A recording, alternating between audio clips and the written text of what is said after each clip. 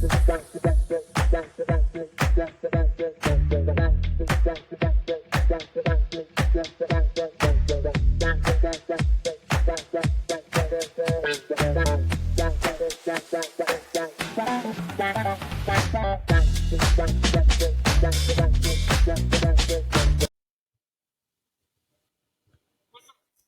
Net to Net podcast. Welcome in. We're here today talking about the worldwide of soccer, but today mostly going to be about the United States because of Messi and our beloved Columbus Crew. How are we doing, guys? Doing well. That was a great game the other day, Just It peachy. was. It was nice. So I'm going to get some thoughts. We're going to start with the elephant in the room, Messi, in his first game in Inter Miami. Casey, you want to give your thoughts as a lifelong Messi fan? It couldn't be more perfect. It really couldn't be more perfect. It's every Ronaldo fan's worst nightmare, too. That's the best part about it. You see on Twitter all these Ronaldo fans, oh, it's just the MLS, oh, it's just that. But really, the stage was set. Messi comes to Inter Miami, makes the MLS a lot better, a lot more known. Inter Miami is now one of the most followed sports teams in America, only behind, I think it's the Lakers and the Knicks or something like that. But either way, the stars are out. It's a great day. The first match for Messi and Busquets coming off the bench. Inter Miami scores in the first half, and then Cruz Azul equalizes in the second half. And in the last second of the game, the last minute, free kick. We all know who's going to take it. And the greatest free kick taker of all time couldn't be stopped. It really was perfect. I mean, sitting here watching perfect. it was perfect. And to be fair, Cruz Azul is a pretty poor side. I am a supporter of them. They're my team from Liga MX. But, I mean, it was just unbearable to watch them play. I mean, it was set. The amount of misses Cruz Azul had, the amount of posts, saves, all the stuff that happened, it was just perfect. Sam, going to you as a lifelong Ronaldo fan, what do you have to say about the topic? Yeah, that game, honestly, it was just written in the stars at this point. He comes on as a sub, maybe like a few minutes after halftime. Comes in and makes an impact right away, you could tell. Yeah, they did concede right as he came on a few minutes after. So it does show that Inter Miami as a whole has some work to do, but Messi obviously brings type of quality and something special to the team as well as Busquets. And this is a team that doesn't even have Jordi Alba there yet. So once Jordi Alba comes in, they're going to be good. And we know that and over the last couple of days that Inter Miami traded away, I believe it was like $800K to San Jose Earthquakes for another international DP spot. And within the MLS, you can have up to 9 DP players. On their current roster, they have Busquets, Messi, Campana, Gregory, and I forget Jordi the Alba. other two. Jordi Alba, yeah. As DP players, so they're required to get one more. We saw the likes of Eden Hazard reject the chance to sign with them this week in regards he wants to stay in Spain, or not Spain, in Europe. So that leaves 3 options for them, if that is Suarez, Iniesta, and Sergio Ramos. Reports have been over the last 24 hours that Sergio Ramos is one step away from signing with Inter Miami and David Beckham. Iniesta also, over the last 2 days, has agreed to personal terms, so if they can find a way to use Ramos on a DP and somehow finagle the MLS to get Iniesta not on a DP player, because we've seen teams do that before with Gareth Bale last year, who was not registered as a DP player for LAFC's title run. So that'd be interesting. And then with Luis Suarez, that one's going to be the hardest because it's either he's going to have to buy out his own contract from the Brazilian side, German, to come, or they're going to have to wait till the next window to get him. So it'll be interesting. But going back to what it is, this team is going to be good depending on who they get, but they need the other team around them because you saw the defensive woes in the first game. They conceded.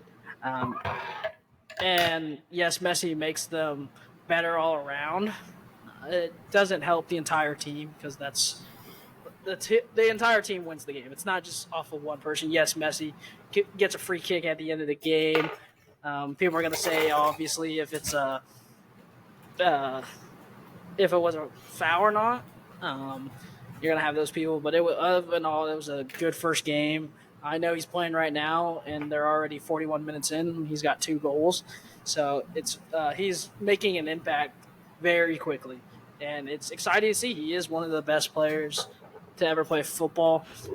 Top 2. One of the best. My opinion. One of the best. Top two. Okay, top hold two. on. We had this debate last week, but Casey, can Inter Miami realistically, in your opinion, win the League's Cup?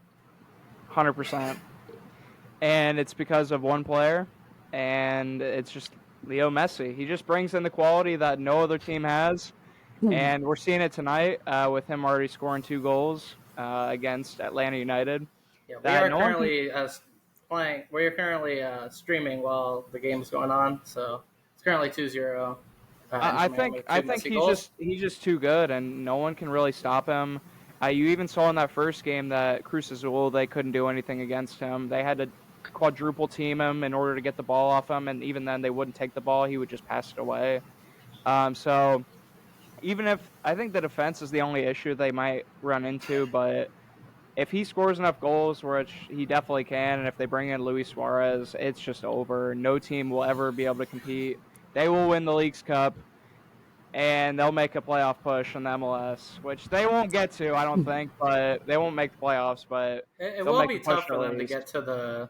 It will be tough for them to get to the playoffs. My thing is bringing in Suarez is a clinical finisher.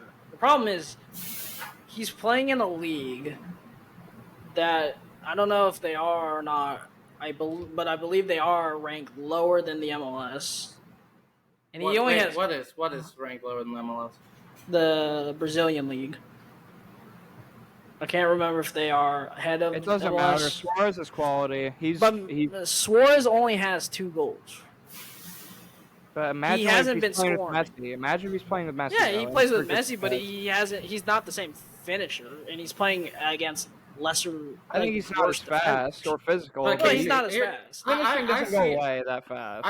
I see Sam's side of the argument here. I feel like if Inter Miami really wanted to win the league, they could go for a different position. I feel like with Josef Martinez, we've seen he's a clinical MLS striker. And as we're recording right now, Inter Miami scored again. It's 3-0. Not Messi, but like I was saying, they have other positions that they can fix. I would say at least one center back, maybe another center mid or an outside mid, and maybe a goalie could do the trick. I feel like Josef, maybe this season is good enough. Maybe next season go for someone different. But what do you say to that? I mean, is there people on the market that they could go for that could benefit this team? Yeah, I mean, there are. But, I think it would only be right if the Stars went to Miami. Just like you saw the Stars show up in Miami, just like when LeBron James was there and Serena Williams was there and Kim Kardashian. I mean, Miami's just a flashy team, whether it be basketball or soccer or football or anything like that. Miami is just the city of no angels, and all the stars end up being there, and it's Vice City for a reason, They need to go for city. It is a beautiful city, but I think it's only right if Sergio Ramos goes there. I don't really think they need Iniesta, but I would love to see Suarez go there just to play. Even if he plays next to Yusuf, that would be awesome. Those two would score more goals than any team in the league probably. And if you have a playmaker like Messi next to him, who is the top assister of all time, I think they could easily do that. Sam, what do you think? Is Suarez the answer? No. In hindsight, yes, Suarez is a great striker, one of the top 3 strikers of our generation. We grew up watching, along with Lewandowski and Karim Benzema. But once again, we have to allude to how old and how slower and how much his form has dropped over the last few years. Yes, Suarez, 2021 is when he was with Atletico and he was still hit double-digit goals. And then after that, it kind of took a dip once he left. And with injuries, especially with his knee, with knee injuries, you know that you have to be, as a striker, you have to be clinical. And I just see him. He's gonna score. He could score a ton of goals if the ball is played right at him and right in front of the goal. Because I don't see him moving fast anymore. And who's playing next to him? The best playmaker of all time. So he's playing. Yeah, that would help. That would help. But the problem is, how is Suarez going to be able to go against these defenders? You see a lot of these defenders are pretty young and pretty fast. I just don't see Suarez being the answer for them. Yet, like Caleb said, they have Josef Martinez. They have a 21-year-old Argentine striker in Campana who honestly has looked good this season and last season. I feel like you have something there that you can build from. So I would love to see him keep it, and I think bringing in either Ramos or Iniesta, I think would be a better option because Iniesta is almost 40, but he can control the game like anyone else, especially with Busquets there. And then Ramos gives you something that's the Kamal Miller that you don't really get with Kruvskov, the Ukrainian defender. Mm-hmm. Ramos brings you that leadership and brings you that defense mentality, that aggressiveness that you need, because you see if you're watching this game right now and you're watching last game, it was very easy to beat. Once you get behind Busquets, it was really easy to get past their defense. And you saw Cruz Azul go after their defense. But Sam, who would you rather have on Inter Miami though? Because we both agree on Ramos. I think he would be the perfect signing for them, just to fill in that center back role and mentor that defense, right? To hold it down. But would you rather them see them sign Iniesta or Suarez? Iniesta. You have the strikers there. You have Campana and you have Josef. You're fine on strikers, and you have Messi who can play up front. He has been playing up front for and know Messi. He's gonna come in and he might start at the 10. He might start on the wing, but they're just gonna let him do whatever he wants. So he's just gonna go wherever he wants. Iniesta, yes, it'd be a slower midfield, but when they have the ball, you're not really going to get the ball with those two in there because they can control the ball and they can keep possession with how they play. So I think Iniesta helps them. Yes, Suarez is that big name that you want to bring to the team that's flashy, but you also have to think about the team. We've seen teams in the MLS go after big name stars, and it has not worked out. You're like the likes of Gerrard going to Los Angeles, the likes of Lampard going to NYFC, Pirlo going to NYFC. They did not pan out. You see them just going to get those big names to sell out those teams. Yes, Suarez will probably bring more fans and more people into the game, but it might not help you. And I don't see them getting Suarez helping them as much as getting like an Iniesta or, like Caleb said, getting a winger. Maybe if there's like a Pedro out there in a year or two. Let's see what happens with Juan Cuadrado. He's only at Juan Cuadrado signed for Inter. Yeah, but he only signed a 1-year deal with Inter. Maybe he'll be there in a year. And so, hold on. There's someone I want to throw out there that is a free agent currently that on this podcast I just thought of that would be honestly perfect, and I feel like pretty unstoppable in the MLS. Free agent goalkeeper David De Gea. What if he went to Inter Miami? What do you think that would do? Dude, he would not. He won't come. He's not leaving Europe. He's not coming. He's already said he's going back to Spain. He wants to go back to Spain. But he was the highest paid goalkeeper on Man U. He's getting $375K a week. He would have to take a massive pay cut and a massive cut of his competition in order to go to Miami. There's no chance. But we've seen Inter Miami give different deals to these players, like Messi, where he gets part of the They just gave it to Messi, though. I mean, that was they gave it to Messi, Busquets, and Alba. They're going to probably give it to Ramos. So you have to stay in lines with the salary cap. and if you go over, you can't get them. We've seen Inter Miami not care a single thing about it for years now. So I don't know how that's. Here's one name that I will say that if it looks like where it's going, he could be a free agent, but I think he's going to go to Argentina, where I think if they could sign this striker, it'd be better for them. I say go after Edison Cavani. Edison Cavani was linked to Inter Miami back in 2019 when the team was first founded, and then they went after Gonzalo Higuain. Cavani, yes, is significantly younger than Luis Suarez. Cavani's only 36. Suarez he does give them a bit more energy, but his finishing, honestly, I don't know if it's better than Suarez even. It's also a chemistry thing too. Messi and Suarez, being back together with Busquets, they played together. I think there's the chemistry, but I think Cavani has always said he wants to come back to South America or North America to finish out his career. Cavani's younger. Cavani can give you that scoring.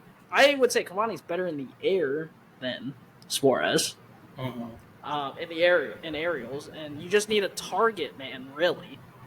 I feel like Cavani gives you more of that target man physicality than Suarez does, especially with Suarez. He does a lot more defense. Yes, he does a lot more defense. Yes, because you already have Messi walking around. He's not going to defend. Busquets is somewhat walking around. Jordi Alba, he's still defending. Joseph Martinez is not defending.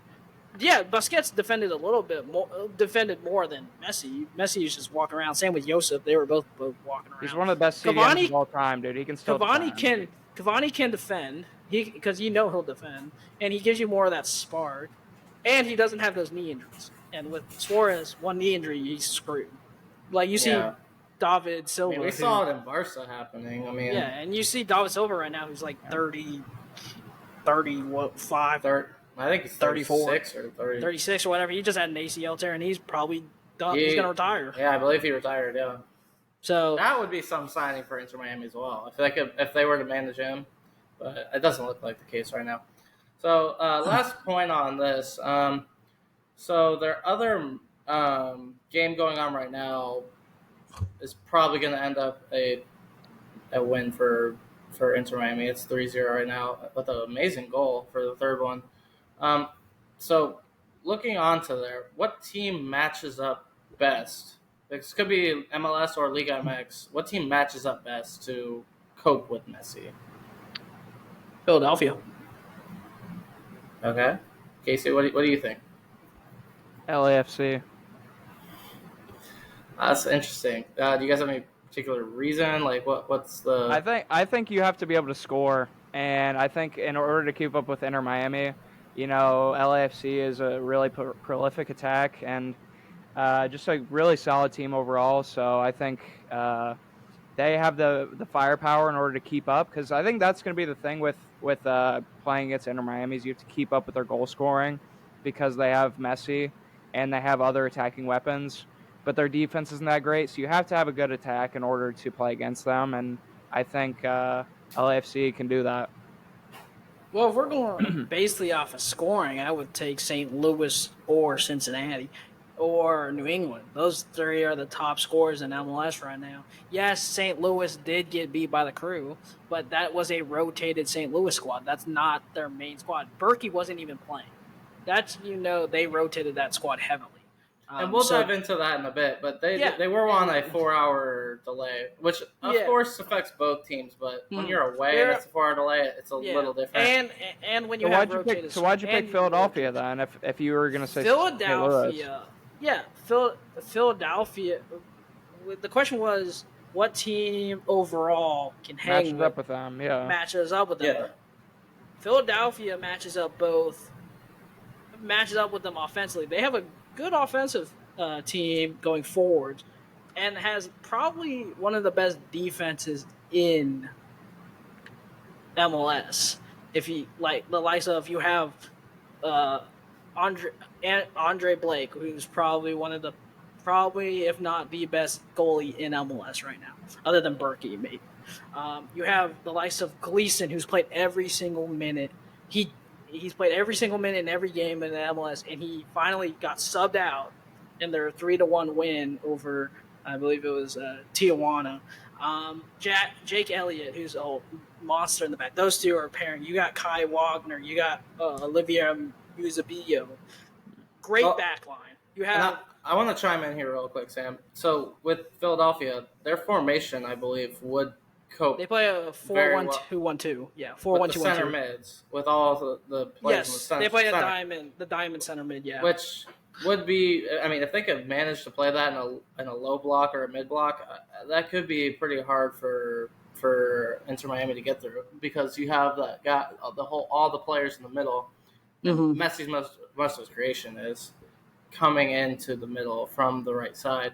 So I see your point on that one. I also see Casey's point on that. So I also could see St. Louis. I mean, like you said, Berkey, he's an unbelievable goalkeeper. Mm-hmm. We've seen him the whole year. I mean, he's unreal. He's a little bit too good for the MLS league. So.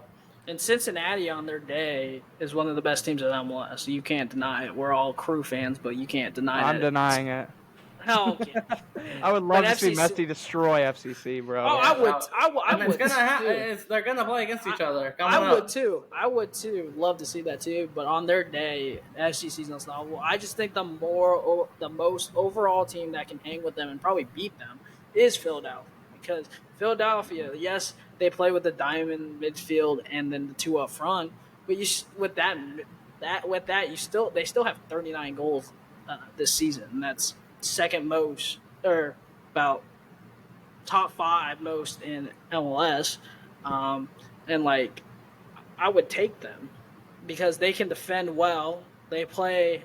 It's everybody behind the ball pretty much when they play. I watched the Tijuana game against when they played a couple days ago, and they were just everybody, all 11 players were behind the ball defending, and then about probably 8 or 9 of them going forwards. So they to vend an attack as one. So they could definitely stop Messi, and they definitely stop Busquets. It just depends on how they do like going on the wings. I don't know. I see your point. I don't know if that's the way if they're going to be able to stop them. But my question was the cope best, so we'll see about that one. No one's stopping Messi. You just have to be able to score to keep up. That's. They can score. I have no issue with Gazdag and the boy and Sullivan and them. I see scoring. Blake is one of the best goalies, if not the best goalie, other than Berkey. So. But we're going to switch gears over to a topic close to Sam here, the Mbappe transfer saga that's been going on for every year for the past couple of years. So my understanding is it's around $1 billion combined, his salary and the transfer fee. We see PSG already be okay with this happening because it looks like they want to sell, because they don't want him to go for free. So, Sam, if you're Mbappe, do you take this deal? Yes, it's about $1 billion to get him for 1 year. Because Madrid's not going to fork over the money this summer. They just spent 100 on Bellingham. They just spent 20 or 30 on Goller. Well, was that? I believe that was around the ballpark. It was like 20 plus 5 or so. It was like maybe it was like 17 area. Plus. It was around 25, maybe 23. Something like that. So around that ballpark. So you're looking around over 120 mil, 130 mil. So it was about 20. It was 17 plus. It equals up to 20 mil, but the initial fee was 17.5. Yeah, was his release clause. You got that. You got the stadium, and you got the 122 million that Perez hid from UEFA. But other than that, I mean, Madrid, it doesn't look like they'll be able to fork it over. So, Sam, I'll ask you, do you think Mbappe does the deal? Okay, or if you're Mbappe, do you do the deal? You've asked me. Okay, so here, I'll answer both of them because you asked me 2 questions. So, yes, Madrid has the money. We all know it. They have barely spent over the last few years. They've only spent money on their stadium, and that money that was hidden was in air quotes, that was revenue only for the stadium. So that money was only can be used for the stadium. It can't be used. It can't be used for transfer. Um, and then with the transfer money, we have barely spent over the last few years. We've actually probably sold more than what we bought. Yes, we bought Guler in for 20. Yes, we bought Fran Garcia back for 5 mil. And then yes, we bought Bellingham, but that money's been saved up for a while. We have the money for Mbappe. We're going to, as reports look at it, we're not going to start negotiating until probably the last week of the transfer window. Because we know something. I think we know that if no one's going to put it, because let's be real, everybody knows Mbappe's going one place, and that's Madrid. But so is it though? What if in this scenario he goes to Saudi and stays? He won't stay in Saudi because he knows, because in their he's only going to sign a 1-year deal. It's not it. They're only offering him 1 year. They're not offering him 2. They're not offering him 3. Who's to say so he would leave as a free agent. Until they offer agent. him an extension with a few $1 billion on Which it. he won't. His main goal is to play at the White House, play for Los Blancos. He'll go there. White House. That's what the stadium's called. The White Joe House. Joe Biden, bro. Joe Biden. Let's all get involved. No, but what I'm saying is, we're gonna wait because we know the money, because PSG's gonna lower the money. They want to get rid of him, but also Mbappe is just fine with sitting on the bench and getting paid. But whatever. If I'm Mbappe, from a family and business decision, I would take that because then you're set for life. I'm not turning. He's down already set for life. I'm not turning. Okay, I'm not turning down $1 billion though. No one's gonna turn down $1 billion like that. He's going to because he knows he can get all that money recuperated over this year because he'll just sit there and collect money and then go to Madrid for free. Because so you think he's gonna do the deal? Well, he already has an agreement in place to join Madrid next year for free. It's already been reported by Fabrizio. It's been reported by David Osterstina. It's been reported David by Ornstein. Yeah, David Ornstein. David Ornstein. Yeah, those two he's on it too. Yeah, those ESPN two are ESPN reported it. So the Athletic reported it. CBS has reported it. They all reported that he's leaving for Madrid in 2024 for free, or he's going now because he's already said publicly multiple times that Madrid is the only place he wants to go. So let me interject here real quick. I believe that's what everyone was saying, including Fabrizio last summer. So I'm interested to see where that goes. Casey, with that there was the speculation that he was going to, but he wanted to wait to see what PSG did in the window this last season, and he thought the players that they brought in could help them win the Champions League, and then he realized it didn't help at all. So now he's ready, and I've read and I've seen reports that PSG have false promised a lot of things to Mbappe that has not happened yet. Okay, so over to you, Case. What are your thoughts? Do you think Mbappe should take this deal? I think he should. It's generational wealth. Not that he doesn't already have that, but yeah. I mean, $700 million is not something to throw around lightly for any player. I mean, you even look at here in the States, all the NBA players comparing their salaries to what Mbappe could get for 1 year. I saw a Damian Lillard tweet like, "Oh, I want that money," and Giannis was posting videos juggling a soccer ball just so he can get signed by Al Hilal and everything. So just some laughs like that. But what's coming next is the exact same thing for NBA. You guys realize that, right? Like. That's a whole different subject. Making all the interest pop up even more. They've already done it with golf. They're doing it with soccer. I mean, it's bound to happen. NFL. We'll end up covering this on a podcast. We'll end up covering this for sure on the NBA side of this. Yeah, of course. For now, for the soccer side, I think he should take the deal. I don't think he will take the deal though, because like Sam said, he does already have an agreement with Real Madrid. We all think he's going to go there after this year, but. One thing I've noticed about Mbappe is he really cares about how the public views him, somewhat of how Ronaldo did as well. And maybe that's just because he idolized him, but Mbappe likes to be seen as the good guy. And I feel like that's the biggest reason why he re-signed with PSG. He didn't want them to think, or they didn't want he didn't want the people of France to think that he was betraying France and PSG an extent, but he wanted to re-sign to be the good guy in France, right, to help France maybe go to another World Cup and win it all, which didn't happen, but still, he did that out of good faith to France and to PSG. I don't really see him taking the money. I don't think he wants to be called a money chaser. He wants to be just like how player Ronaldo was, right? When he first went to Saudi Arabia, people called him a money chaser. They said they didn't have passion and things like that. Mbappe, he wants people to say that he has passion about the game, and I think when he eventually goes to Real Madrid, people that's what ultimately what the people want to see. And I think he's going to wait at PSG, give them one more final chance to win it all. And when they don't win the Champions League again this year, he's going to end up leaving for Madrid, and he's going to say, well, he's going to throw his hands up and say, well, I did everything I could. I almost won the Ballon d'Or multiple times. Like I scored more goals than almost anyone. I've given everything to Paris and to the country of France. Now it's time for me to go on my own journey and start something new and try and compete for Champions League, where it's something that he couldn't do in Paris, and I don't think we will be able to this year. So I think he's going to wait it out, no matter the money. He's already getting paid a boatload to stay at PSG. We remember when he first signed that contract, it was like, whoa, he's getting paid way too much, but now he could get paid almost triple that amount. So Yeah. I think he'll end up staying in Paris, giving them one more shot and being like, hey, I did everything I could, but this is farewell, and I'm on to bigger and better things. Do you think that the relationship with Neymar that he has will affect the situation at all? Like, will Neymar try and convince him, like, hey, why don't you stay? Or do you think he's no, I'm done with him?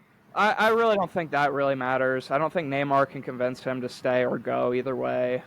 Ultimately, Mbappe has all the power here. He has all the control. And as we know in that contract, he was given sporting director abilities to tell people who to sign, who to get rid of, and things like that, who the coach should be.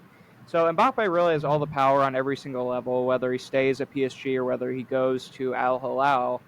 He has all the power, and Neymar really is just a pawn in this piece. He really doesn't have any. I'm serious because Mbappe. Crazy to say. That's crazy to say. But on a serious level though, Neymar, whatever he does or says is not going to affect Mbappe and his choices, no matter what happens. So I think he's going to stay.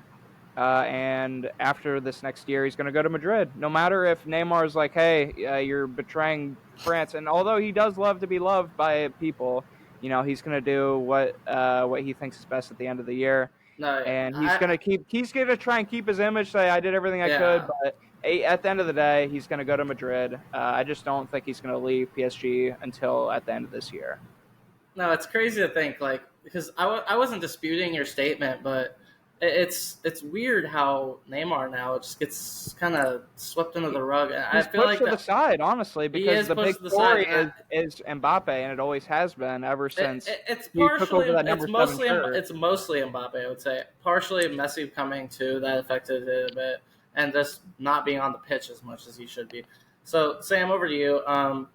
Do you think that the Neymar situation at PSG could help convince him maybe to stay, or do you think it's just all over? Neymar's on his way out. Let's be real. PSG has wanted to offer for a few years. Yeah, PSG wants to get rid of him. He's making too much money. The man can't stay healthy. He plays maybe half the season, and once it hits December, then he's gone. No one knows where he goes. If it's partying up. He's honestly kind of like birthday. He's honestly the Kyrie Irving of the soccer world. Just the big dingus. They've been making that comparison. I remember since 2018 when he left Barca, just like how Kyrie left the Cleveland Cavaliers. And I think Neymar's situation has nothing to do with it. And like you said, I don't think the Neymar situation has to do with Mbappe. It even extends all the way back to when Cavani was there. And you remember when Cavani and him were fighting over who's taking the penalties. And that was a big incident. And we all know that Cavani should have been taking penalties because he's their top goal scorer. He's their best finisher. I think he's a better finisher than Neymar. in front of goal as a You pure think he should have striker. been taking penalties? He's then? also the Cavani, top yes. transfer fee of all time. You think he deserved it? No, he didn't. Cavani has been there longer. He's the captain. He was the all-time. He was the all-time scoring player at the club until Mbappe passed him this year. Cavani is the leader of the team, and you've never really seen Cavani really argue or really get in those kind of arguments or fights with anyone. And I know what Kirsch is thinking. Keeps looking over to the screen. Messi. I was going to score score another but one. I wanted to let you keep going. Another assist for Messi for anyone that's listening to us. Messi did assist he scored again. A third. No, he assisted. That was a nice finish.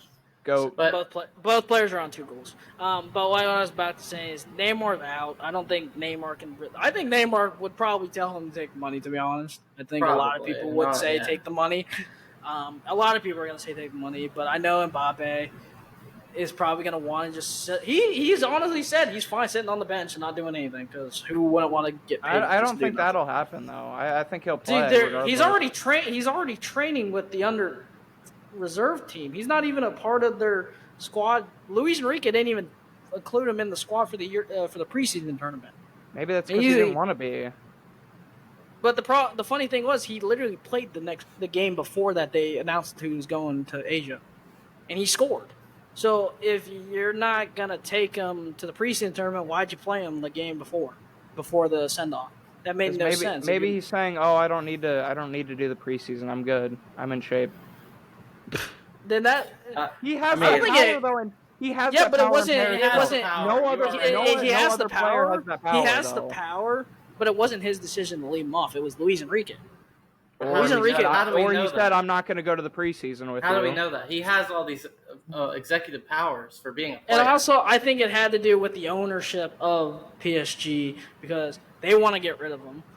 They want to sell him because they know he's unhappy. To be honest, I don't even think he wanted Luis Enrique to be the next coach. He didn't even want him to. I believe he wanted. I think he wanted someone else. Well, I thought he wants to win the Champions League. No, he does, but not with the people. I don't think the direction of Zidane, maybe. Yeah, he does want Zidane. He's wanted Zidane for a while. And I believe Zidane keeps declining. Their offers. Well, Zidane's declining because he's a Marseille boy. That's the real reason he's declining. He's a Marseille boy through and through. He's not going to coach. Or he's a Bordeaux guy, not Marseille. I don't know why I said Marseille. He's a Bordeaux guy who's our rivals with PSG, and he would never do that. You saw what happened with Zlatan when he bought Malmo's rival club. They defaced his statue. No one wants that.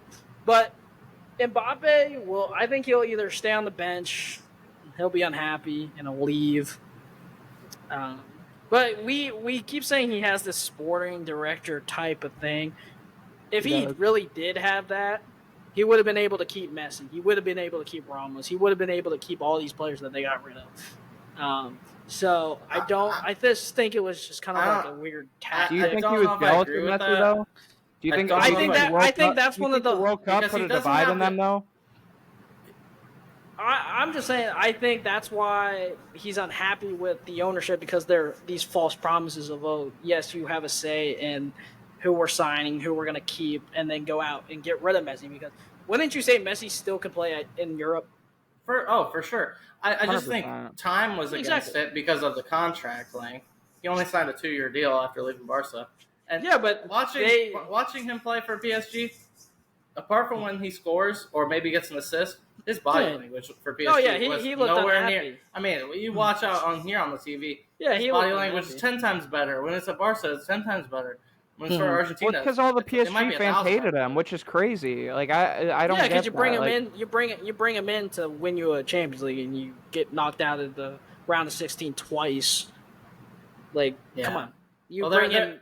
There was a guy I met on vacation, and he was from France, and he was wearing a Messi Argentina jersey. He's from Paris, and he explains to me that Parisians just like to protest people. I mean, they did the same for Neymar, even though he was. This is a crazy time to bring that up, right? They don't want the PSG Ultra fans or whatever. They They'll park outside their house and just they chant at them. protested when there was rumors of them bringing in Vlahovic. They didn't want to bring him in because of the Serbian ties or whatever. I saw it on Twitter. And I was like, what the nuts? I did not know about that one, but that's They don't interesting want to take them. But yeah, I think he stays. I think he goes to Madrid, or he goes to Madrid at the end of the transfer. So you think he declines the money from LOL and stays? I think he's not interested in it. He would have accepted it already, I think, if he was going to do it. His mom even said it, and his mom's his agent, so yeah.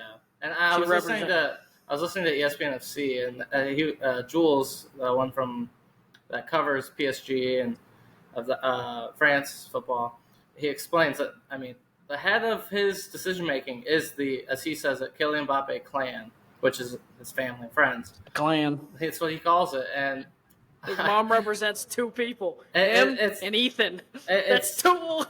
Yeah, so it's the clan. It seems like right now. Yeah. So I think Madrid, is the perfect time to bring him in because we still have those veteran leaders that can just bring him down a bit. But where do you see him playing, Sam? Where do you see him playing? Striker. Okay, so he's gonna play. I remember a time at PSG where we talked about he would not play up front. He will play the 9 for Madrid. He knows he has to play the 9. He knows he's gonna have to unless play they the change 9. formation. They'll get rid of Vinny, bro. Honestly, Vinny probably should leave based on what happened to him last Vinny will be season. They want to build around Vinny. They've already said that. Totally. I completely agree. They've already Ancelotti said they're already gonna build around Vinny. Also, Vinny has a $1 billion release clause, so have fun paying that. Yeah, he's a fantastic player, one of the best players in the world. Ancelotti and Perez especially, he does some backdoor deals. And says some but things, Perez and Ancelotti are besties, so when Perez goes. Perez isn't going to be there forever, or Ancelotti's not going to be there forever. Yeah, Ancelotti, once he goes to Brazil, and if he does go to Brazil, then those two are going to have lovely conversation about when you can get Vinny and Rodrigo and Eder. They're gonna be there all the time because they love him. Yeah. But I saw a thing that it said if Ancelotti can pull off winning another Champions League, Perez might offer him another deal so he doesn't go to Brazil. I thought he accepted it, didn't he? I don't know if he verbally accepted. He never actually signed on the dotted line. Yeah. But because I know their main target, they want to bring in Xabi Alonso, but they don't know if he's ready for to come to the White House. And Xavi versus Xabi Alonso. That would be peak La Liga right there. Peak. That'd be I want Zidane more peak than 2012 La Liga. Ronaldo scores 2, Messi scores 2. Both of them going crazy. I want Zidane back, baby. Apart from Messi scoring 91 goals in a season, it's not get more peak than that. No, that's what I was about to bring up. The full team. Real Madrid goes on that Champions League run of 3. The full team of the year is all La Liga players. It's literally like all Real Madrid and Barca, and then you just got Falcao just standing there. Yeah, he's the only one that's not alone. But yeah, it would rival Mourinho and Pep, I would say. If you had Xabi Alonso and Xavi going up against each other a couple times every year, that would be it'd be cool. But I think Xavi versus Zidane would be even better. And then Haaland goes to Barca. Yeah, okay. You're gonna be Barca's the guy that stands outside the stadium like, can I have some tickets? Can I have some tickets? Can I have some money? Can I have some money? That's literally isn't that what you said when we got Lewa last year though? Yeah, I don't know how that's possible. Yeah, it's exactly you were saying. you guys pickup games. You guys got Gundogan. That's all you need. Gundogan too. Isn't that what you said about him too? And Koundé. You inquired about Mbappe. We saw that. We saw that. We saw Mbappe for multiple players. And Mbappe did say all the Catalan reporters denied that, by the way. So that was just PSG throwing out names just so the price goes up. So that wasn't. Yeah, I just want to say I saw a thing that said Mbappe would have chosen Barca, but they chose to go after Ousmane Dembele back in the day. So losers. The holding back my laughter on that is very, very hard. But yeah, so Well, you guys could have got him switching- too, but you got Hazard instead. So Yeah, I know. Yeah, But so, switching kind of in the same segment of this, but so Fabinho on Liverpool, his deal could be it could be falling through at this moment. falling through due to the regulation with his pets, but there is a dark horse that is watching out for if that deal falls through, and that is old FC Bayern Munich. How do you feel about Bayern Munich coming in for the swoop? First of all, I'd like to talk about the dog situation. I saw a thing on Twitter. It was honestly hilarious, where you have people in Saudi Arabia with tigers as pets, but a little cuddly, tiny English bulldog that you can hold like this are too dangerous. Now, I understand in Muslim countries, dogs are not the highest of the pet category. It's more cats, and it is what it is. I mean, if it falls through, I wouldn't be like super sad about it, but also, I mean, Liverpool has to spend or to sell to spend for some odd reason. I mean, we got John and W. Henry sitting on his wallet doing nothing around. I mean, I'm honestly, if he does not do anything else this summer, we are virtually screwed. On to Bayern, though. I think it'd be a good signing for them because, I mean, They just lost Sabitzer. He could sit in, he could sit in there. I mean, recycle the ball. I mean, he's not what he was in 2019, and 2020, but I mean, he can recycle the ball. He can get stuck in. I mean, based on last season, he could get stuck in for parts of the season. I don't know if he starts every game, but if we get that 40, 50 million, maybe John Henry will do something, get us another DM or center back. The deal would be around 50 million because they would have to overpay Saudis. I know Saudi El Etihad are working on with the government to trying to change that rule because I guess a French bulldog is very aggressive. Yeah, and I think French bulldogs are not as aggressive as the English bulldog, right? Like, am I getting that confused? So. I think they're smaller. They're smaller. They're smaller. If you see pictures of his dogs, I mean, his wife is like holding it like this, like they're tiny. Yeah, all right, and let me bring up this hypothetical for you, Caleb. Yeah. So let's say Bayern swoop in for this $50 million deal. Okay. Yeah. You have a big hole at the CDM spot. Yeah. The deal is currently falling apart with Chelsea right now. Moises Caicedo 100% to Liverpool. 100%. I'm not even gonna take a breath. I'm just gonna sign that. If I'm Henry, I sign that immediately. All right. What's the highest? He won't though. Why? Yeah, but you're willing to pay. I heard you're willing to pay at least 80-something million for Joshua Kimmich. So I don't buy it for a second. We pulled out of the Bellingham deal. Kimmich would be perfect too. It wasn't even the window yet, and we pulled out of the Bellingham deal. Do you think this is going to happen with Kimmich? No. I don't know. It's not gonna according to the latest rumors and transfer news, they are rivaling with City, and we all know City will get their way. And dude, you better outbid City. Don't let City get Kimmich, bro. It'll be City over. gets Kimmich. Just give them the Champions League. We have a piggy bank as an owner that has a secret vault with billions and billions of Fabinho dollars behind him. Fabinho plus 30 mil. Come on. No, it'd be like Fabinho plus 50 mil for Kimmich. Yeah, dude, that's worth based it. on It's his performance last year, he's not worth. I don't even think he's worth 50 mil at this point, but I'd take it. And that, along with the Henderson money, will get us some decent change. But Henderson money is like 12 mil. I know, but both of these guys are on huge wages. We've floored out the wage bill. I mean, people like Milner, who was 7 at the time. He's getting paid 180 a week. Like, we're getting that off the wage. Bobby was almost 200 million or 200K a week. I mean, so I mean, the guy is sitting on tons of money that we have gotten rid of out the door from our team, and just chooses. I mean, great signing. McAllister, great signing, but that's not. We can't. The other thing is, we lose Fabinho. We have Bajcetic, who I'm very high on. But he's still injured. He's coming back to fitness. But we have Bajcetic, who I'm very high on. But then if another thing is, one of our defenders get injured, we might have a blip like we did where we're losing 3-0 to Wolves, 3-0 to Brighton, all that crap again. And I just don't want that to happen. We have to start out quick. We have to start out winning every game. because we saw Arsenal did that pretty much, winning every game, and it didn't even matter. They lost 3 games at the end of the season. It's over. We've done it twice now. Mhm. I mean, we can't fall behind, and that's the thing. We are falling behind because we're not signing people that are just sitting. The Lavia deal has been there for probably 2 months, Well, a month the and a half. Lavia, Southampton wants about 50 million euros. That's roughly $64 million in Yeah, U.S. it's a lot. currency. And the only reason they haven't done anything is because they want to get rid of Fabinho first. And there is another chance that you could be losing Thiago here in this coming window, because he is wanting a return back to Spain with 3 clubs: Sevilla, Celta de Vigo, and I forget the other club. Probably Barca. But Yeah, Barca one of the lining reasons up he for wants him. to go back to Celta Vigo, I believe, is his dad played there. His dad played there, and His Rafa's dad there. played there, and Stefan Bajcecic's dad also played there, and they played together. That's a fun fact for our listeners.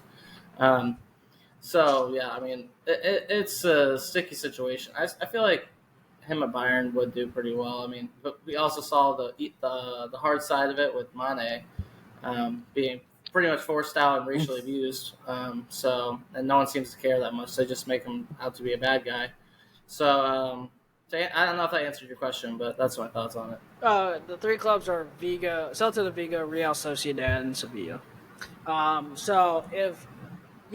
would say if Liverpool doesn't sign any of those people or get anyone to replace those midfielders that you all lost in Naby Keita and Milner and Oxley Chamberlain, you guys have no midfield depth. And if there's one, and knowing your midfield, especially with Thiago, if he's still there, the injury history, and same with Fabinho, you guys don't really have the depth to bring back. Mm-hmm. And then, with that being said, Casey, do you think Barca should sign Thiago? I know they aren't one of the 3 teams, but he has a connection with La Mesa and Xavi and Barca. Do you think, would he help your team or just create more of a logjam? Yes, I know Kessie could be on his way out with recent talks about a loan deal going to Juventus, but what do you feel about that? Yeah, personally, I just don't see it. I don't know if we really need him. I would love for him to come back at some point. I just don't think right now is the right time for that. I mean, obviously, we still have a plethora of midfielders in Gavi, Pedri. We still have Frankie De Jong. We brought in Gundogan, and we still have Kessie on the books. We still have Palo Torre. We just have a plethora of midfielders, and I don't think we really need him currently. He wouldn't really start over any of our players, especially Pedri or Gavi or even De Jong. He wouldn't start, right? And I don't think he'd like coming off the bench for us that often, and that would be every single game he would come off the bench. I just think he's better than that. I think he can go to a side like Sevilla, have an immediate starting role, having a starting impact, and they don't have the most finances right now, so he can help bring them in maybe some quality that they won't be able to bring in from anywhere else. But Celta Vigo, again, another club that could use someone of his quality and his experience throughout Europe. And I would love to see him go back to Spain, really. I just don't think Barca is the right team for him. He won't get the game time, and he certainly won't start for us. Mm-hmm. I don't think he should leave at all. He should stay. He's undroppable when he's fit on our team. There is no better midfielder on our team than Thiago when he's fit. I will say that wholeheartedly. What about Trent, when he's bro? healthy, he's amazing. What'd you say? I thought you said he's better than Declan Rice, bro. He said Trent. Oh, my thing is this. You could say if you're making Trent midfielder. Yeah, there's a debate, but I'm saying when Thiago's fit, you have to play him. Like there's no spot for him other than. But the thing is this: Thiago, yes, only played 18 games last season. But the thing is this: do you let him go now and get some money for him, or you let him leave next year for free and get no money? That's the thing. We can't afford to lose him. I don't think there's. Honestly, it's a lose-lose situation. No, I honestly don't think it is, because if he stays fit this year, I mean, there's a chance we give him another 1-year deal. I mean, that would be my dream scenario. Just give him one more year. See it out, and then he can go go over to Spain or whatever. Or Saudi Yeah, but Arabia, I don't care. with his injury history, there's no guarantee he's But I playing don't know more if than they can 20 afford to games. lose another midfielder, though. That's the thing. That's I what think I'm they saying. need That's to the keep thing, He's him. yeah. undroppable right now. And He's fit. even if they sell him, they're going to be in a scramble to find another midfield replacement for him. So why even get rid of him to begin with? Yeah, it's like 6 right there, or 7, whatever it is. It's unreal. This isn't Mhm. FIFA, bro. No. So Oh yeah. With that being said, so talking about another transfer with AC Milan. So we saw. I don't know if you guys were able to watch, but Christian Pulisic parts recently of it. got I a saw move. the first half of that game. Recently got a move to AC Milan, and he played in the friendly against Real Madrid, and the score ended 3-2 Madrid with Pulisic assisting the first goal to Fikayo Tomori, the Chelsea boys, linking up for it was off a corner, and then you had Luca Romero coming in early in the first half, scored his goal Great for the, finish. and then you had Valverde score 2 goals in the second half within 2 minutes of each other, and then had the finisher. Finishing off with, I believe it was Vinny with the third goal to win the game. But what were your takeaways from Christian Pulisic, Caleb? The first half, he played pretty well. I thought. Um, I mean, I feel like he's going to fit in pretty well. It's just how much he gets to play on that either left half or left side completely. Because they played a 4-3-3. Leao didn't start the match, and I mean, if they keep that 4-3-3, does he fit in on the right, which is in his best position, or I don't see him taking over Leao's position. I mean, I love Pulisic, but I So, don't see him. so going forwards in the season, Pioli is going to line up in a 4-2-3-1. Leao is going to be on the left. Their new signing, Chikwueze, is probably going to be on the right, and they want to play Pulisic as a 10 behind Giroud. See, That's what's going to go I into don't know how that works out for him. I'm honestly a little worried. I'm a little skeptical about it because we haven't really. I mean, we saw him a couple times for the U.S. play like a left-sided striker, but apart from that, that's like I mean, and the left forward, left wing type thing that they had at Chelsea. But apart from that, we haven't really seen him play in the middle. I think he has the capacity to do it. I'm worried that it might not be as good as everyone thinks it's going to be. That makes sense. Casey, what do you think? Yeah, I think he had a good match on against Real Madrid. I mean, you're going against some quality competition whenever you play Real Madrid, and he looked like he had a new fire in him. Honestly, he looked like he had that U.S. fire back in him, just coming back over from the national team and everything. But I think that it will work out for him playing the 10 role. I know we've talked about this a few times now, but he's going to have a lot of quality around him, and his best attribute is he's a playmaker, and he can make things happen for an offense. And he'll be able to fit in with Rafael Leao and Giroud and everyone else on that AC Milan squad.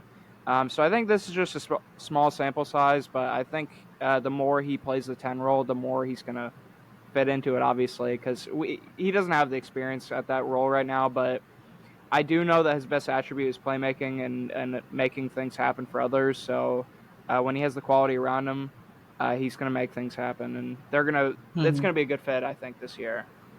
Yeah, and you could tell by the body language for watching the game. He just looked more energized, more excited, more fluent within the game, more like engaged with it. Because I could tell sometimes at Chelsea he was maybe disengaged a little bit when he was on the pitch. It looked but like I he just wanted to think, be there, right? He looked like he wanted to be with that team, the new squad, and everything. And I mean, it's a good thing to see because he's joining a new squad. He has a fresh start, and I wish him the best because he looked good in that first game. That's for sure. Yeah, he looked like he was having fun. I'm happy for the guy. I know he left Chelsea. I know Chelsea has all those issues going with their team, and we'll talk about that in a little bit. But yeah, Pulisic, I think he needed the fresh start, and I'm very excited to see him flourish in the Serie A. I think it just fits him. He likes to dribble, take on players one-on-one. You saw that in the on the U.S. team and within Chelsea when he played. And then speaking of Chelsea, Chelsea played the Premier League opening series against Brighton, their summer league tour. It ended 4-3. I don't know if you guys were able to watch that. I was able to watch some of it. What did you with their new signings, Nico Jackson and Mikhailo Mudryk and Christopher Nkunku? They all played or started. What did you guys think of the Chelsea during that game and the Wrexham game when they played? I think unfortunately I think Mudryk looked crazy good. He looked awesome in the game that he played.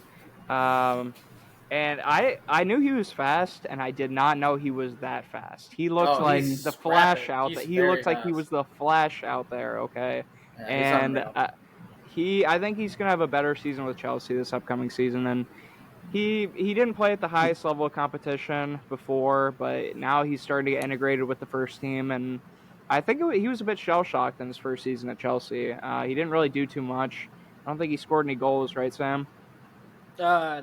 Yeah, he didn't. He didn't score any goals, right? He played a few games, and I think he just looks great in that preseason. He looks like he's been working on his game and just connecting with his teammates better. And also, Nico Jackson looks good out there, and Nkunku, obviously, we know his quality. So I'm just looking forward to the actual season when we can see how they look against a fully ready Premier League side.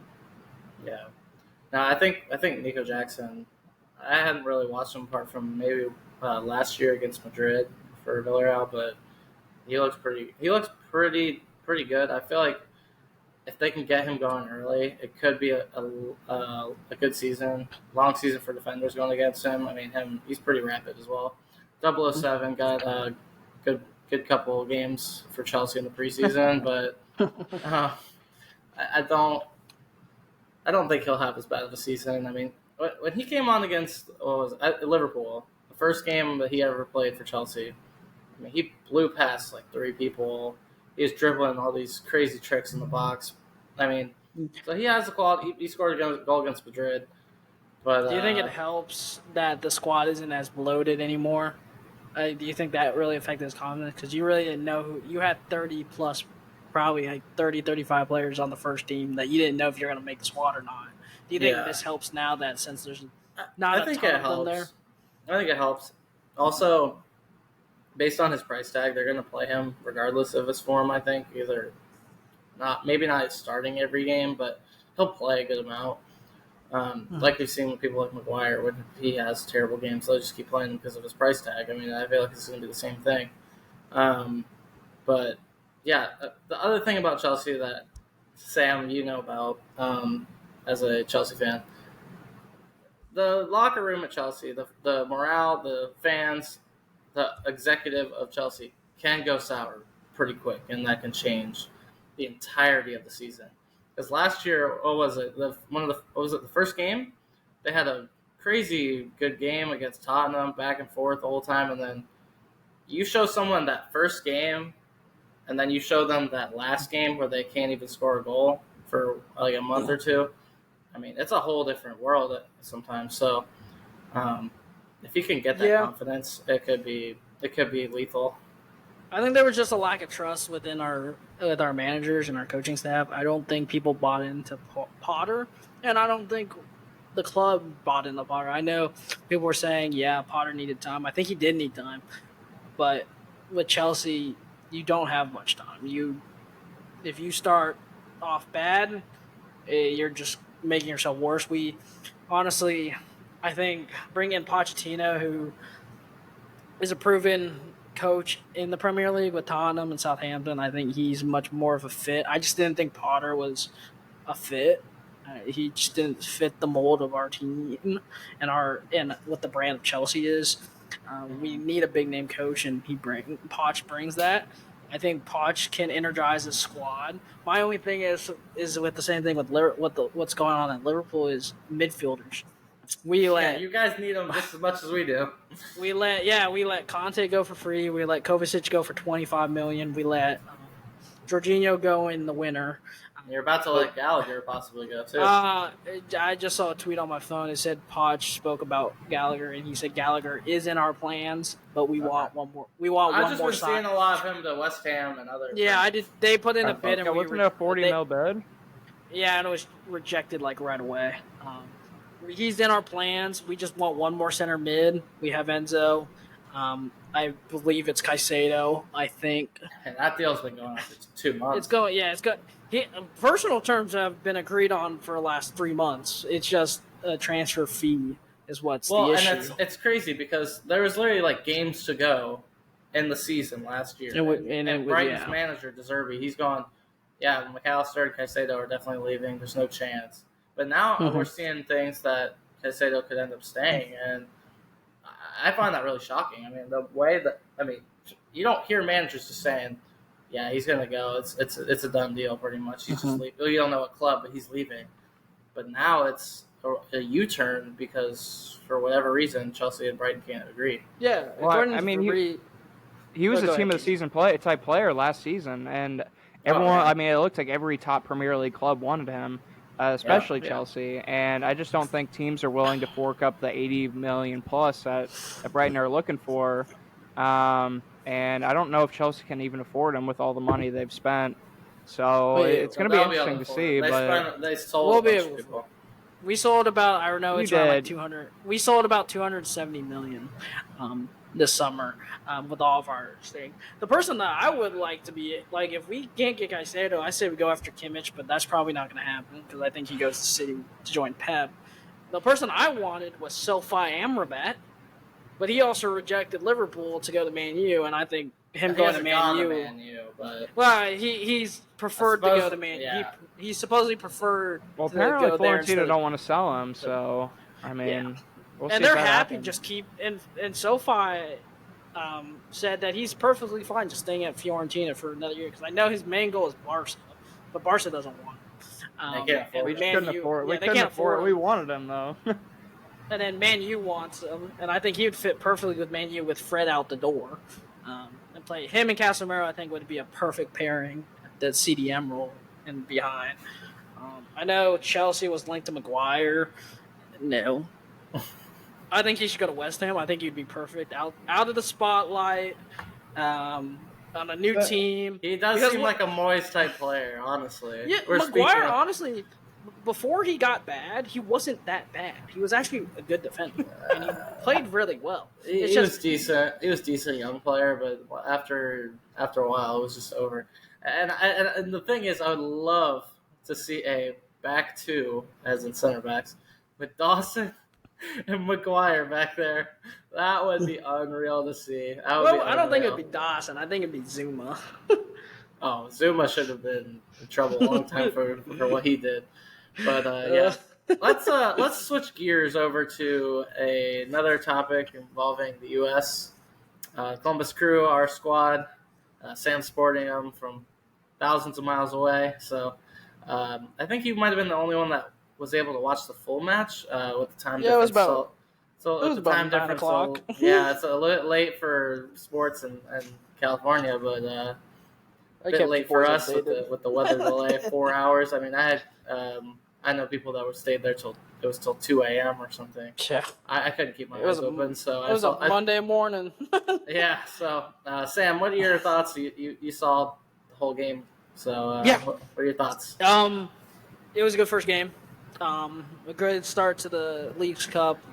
It was 9 o'clock here, so I got the good thing about living on the West Coast is everything's early enough that I can watch it and then go to bed. That's nice. The only bad thing the Premier League, I'm not waking up at 4 a.m. to watch that. So good luck. Wow, plastic. Okay, that's enough. I'm kidding.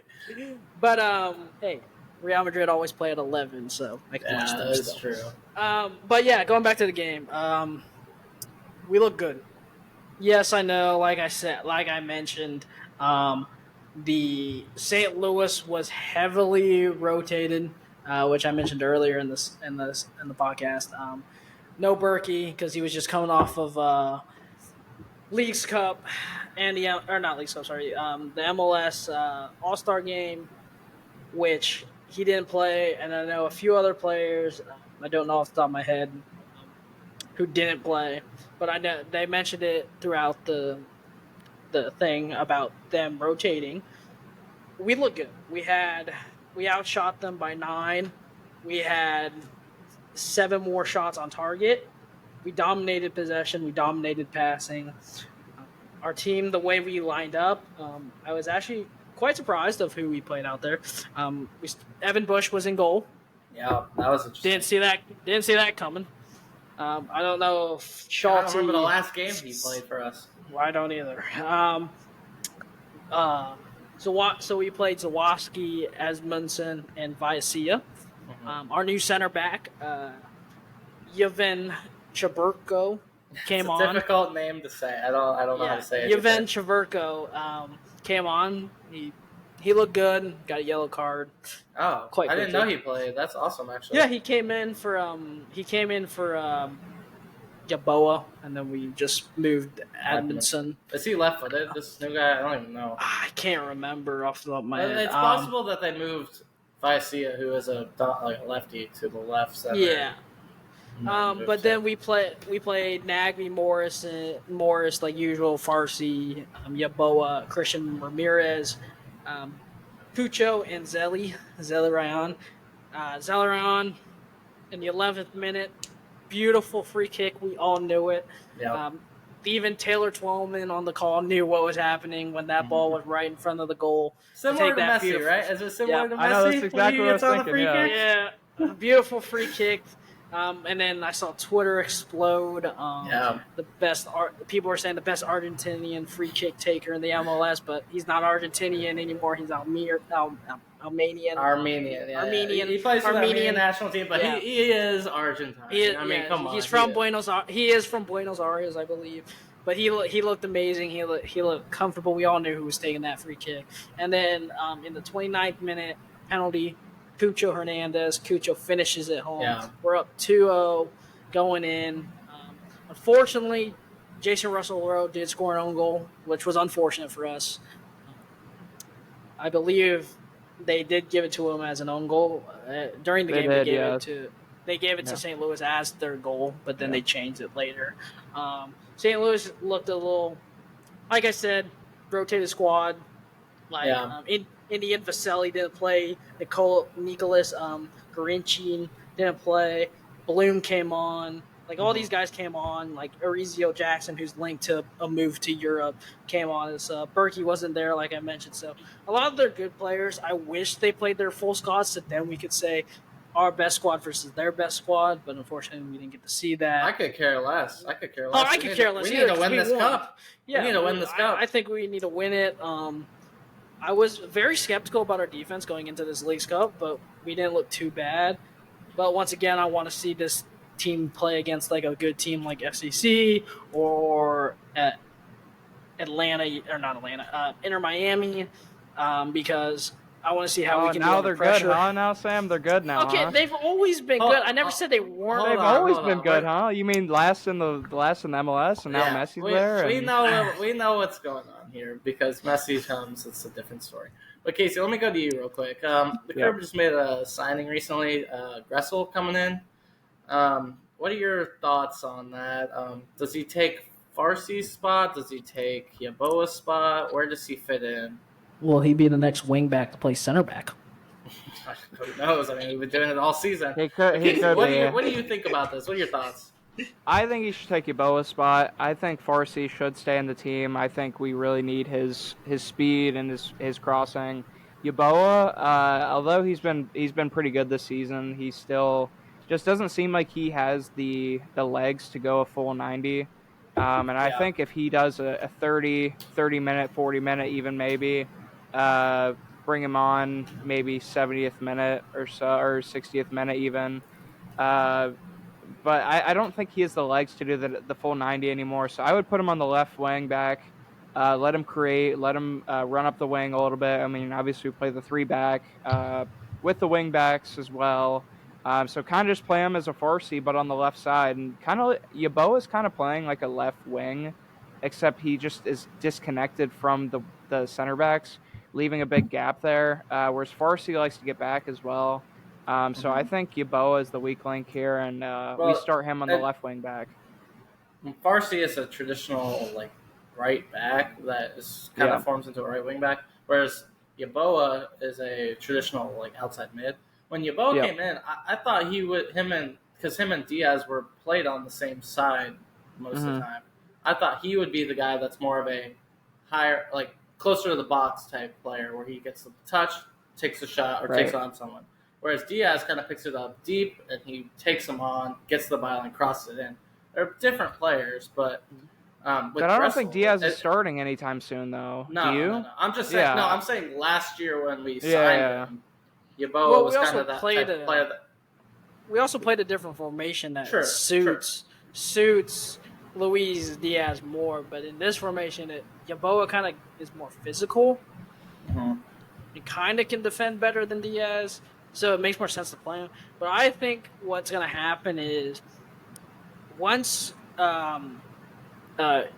Sherberko gets up to game speed, I think he'll slot in to start because we need center backs. He'll start center back? Yeah, center back. I think he'll start either on the left side or in the middle, and then we move Admonson to where Yeboah is playing, because that's more where Admonson played for New York FC as that wing back, and he can give you something going forward, and you can play defense.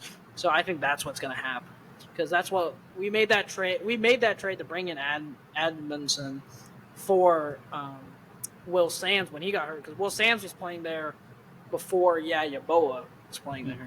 So we need him in. We need him now. He was unreal at the beginning of the season. We need him, but it's not going to happen. Yeah. But we bring him in. Viacia looked good. Like I'm going to say Viacia looked great. I thought he played well. Nagby and Morris looked unbelievable. Morris looked very good. Is he back up to speed, do you think? I think he looks like he's back to normal. Cucho needed that goal, I think, to bring his confidence up. Yeah, he hasn't been scoring a ton. Like, Taylor mentioned that he thought that he was going to be the next Yosef on the call, and I was like, I don't think he's going to give you all those goals. So he's kind of finding his role. Like, he has like at least, I think, 10 goal contributions this season. Yeah. I think he's really changed as a player since coming to the Crew. I mean, we saw him at Watford, and I kind of saw him more of a goal scorer. Whereas now it's, what can I do to help the team win more? He was really more of a poacher before when he played for Watford, and then he came to the Crew. He still kind of played as that poacher. Like, I'm going to stay up. I'm going to try and push back the defense and get in behind, right?